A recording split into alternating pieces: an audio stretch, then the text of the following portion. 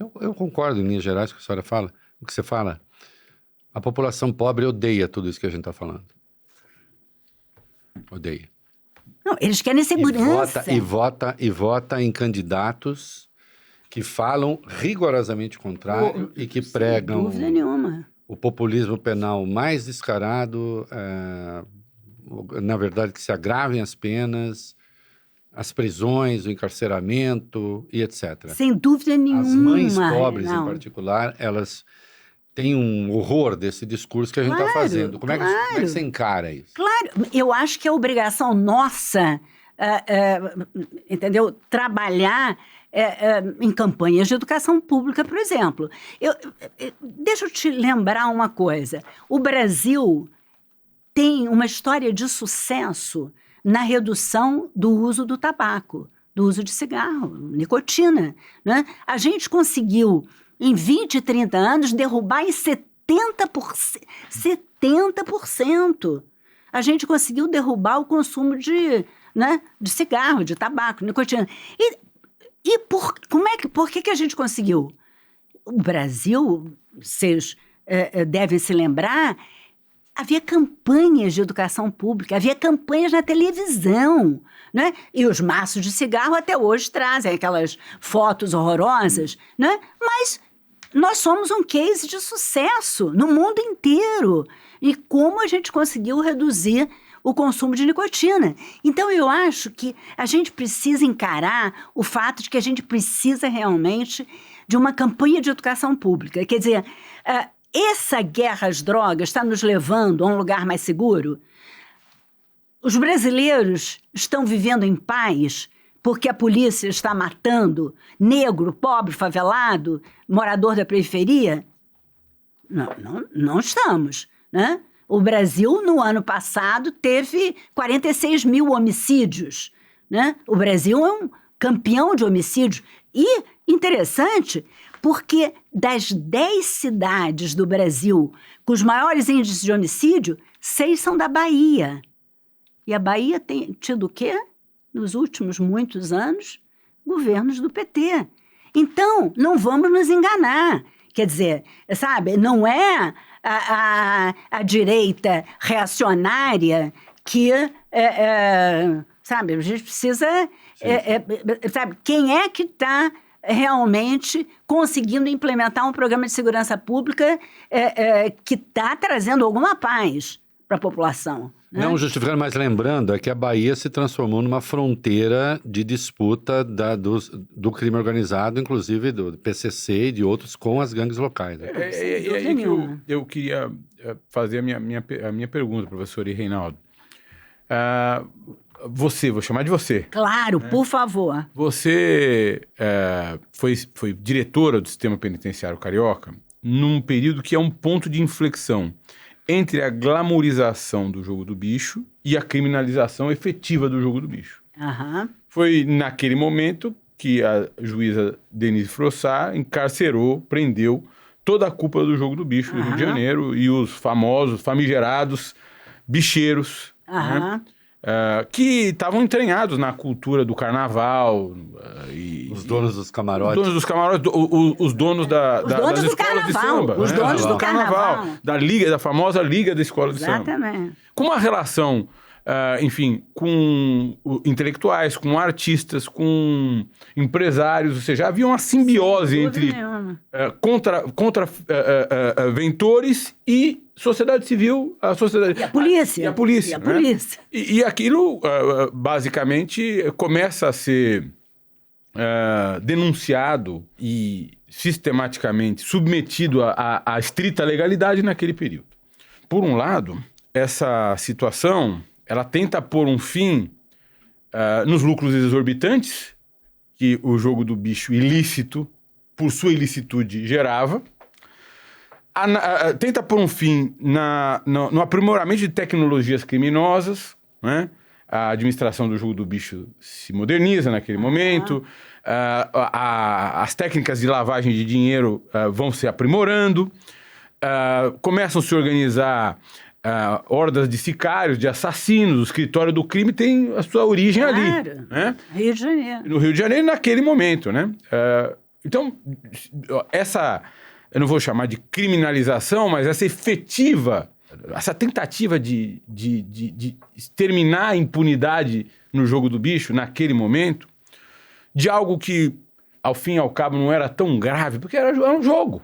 O jogo do bicho, e hoje parece ainda mais... Perto das bets, né? Ainda mais inocente perto das bets, né? Porque o sujeito, para jogar no bicho, tem que sair da casa dele, falar com um apontador do jogo do bicho, enfim, tem todo um trabalho, né? O bets é no celular, no smartphone, né? Então, se por um lado foi uma coisa boa, por outro lado, não seria esse efetivo combate ao jogo do bicho uma das facetas da criminalização das drogas? Porque nós sabemos que o jogo do bicho, já naquele momento, vivia uma imbricação, se não completa, muito profunda, que se tornou completa, com o tráfico de drogas, né?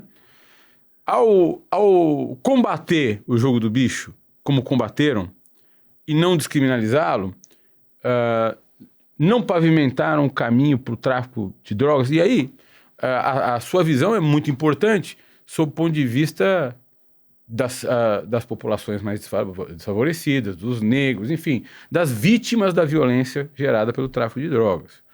Mas sob o ponto de vista dos barões das drogas, né,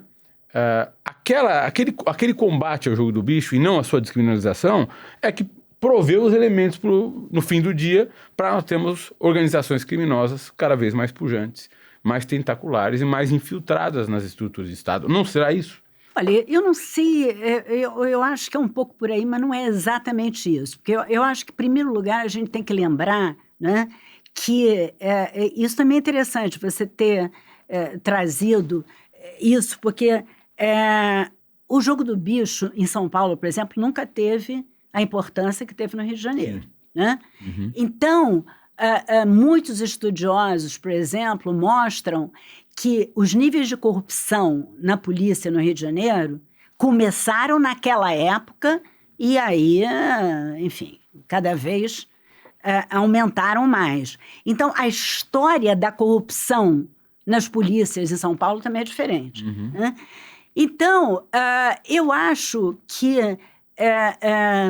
a gente não pode olhar o jogo do bicho, Valfrido, assim, o jogo do bicho, porque o cara tem que sair de casa, porque o apontador está ali na esquina, então ele tem que sair de casa para ir lá, não pode pegar o telefone e enfim, jogar como, né, se joga hoje. Mas a gente não pode esquecer, Valfrido, e isso aquele documentário, aquela série da Globo mostra muito. Série. O problema é o seguinte, o jogo do bicho era a ponta ali, mas eles estavam envolvidos em 1000 outras articulações criminosas e eles mandavam matar mesmo. Uhum. Né? Quer dizer, cada um ali... A Denise Frossard... Inclusive entre si. Exato. A Denise Frossard, por exemplo... Chegou um momento que um deles, né? Aliás, é interessante, né? Um deles, num determinado momento, falou assim, não, a gente vai organizar esse negócio aqui, cada um fica com o seu pedaço e vamos parar de nos matar, né?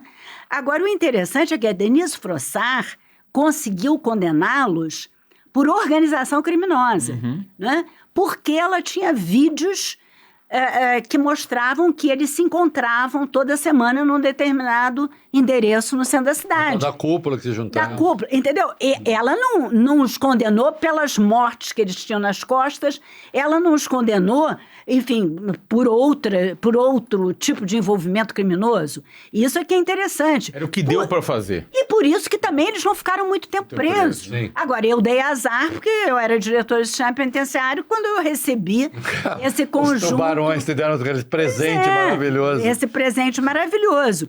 E realmente, eles chegaram, imagina, 12 integrantes da cúpula do bicho no Rio de Janeiro, no sistema penitenciário. Chefes da máfia do Rio de Janeiro. Que a corrupção, claro, come solta, Todos né? milionários? Todos, e aí Milionários. queriam, enfim, estabelecer todo tipo de estratégia. Um dia, uma diretora de uma unidade onde alguns deles estavam me ligou e disse assim: Julita, tem aqui uma Kombi com material de construção. Os bicheiros querem reformar as celas e os banheiros, não sei o que lá. Eu falei assim: olha, pode mandar devolver. As celas e os banheiros serão construídos com verbas do Estado quando verbas houver, né? Por enquanto a gente não pode, então manda devolver, né? E, enfim, tivemos inúmeros problemas, porque eles realmente acharam que podiam dominar o pedaço. Agora, teve muita coisa que a gente ficou sabendo depois. Um deles, por exemplo, tinha uma rede de motéis no Rio de Janeiro. Então, ele dava... do amor. Ele dava para os agentes penitenciários passe livre nos motéis. Voucher de motel. Voucher de motel. Então... Foi imitado por um ministro da Fazenda, queria fazer isso para escolas. Né?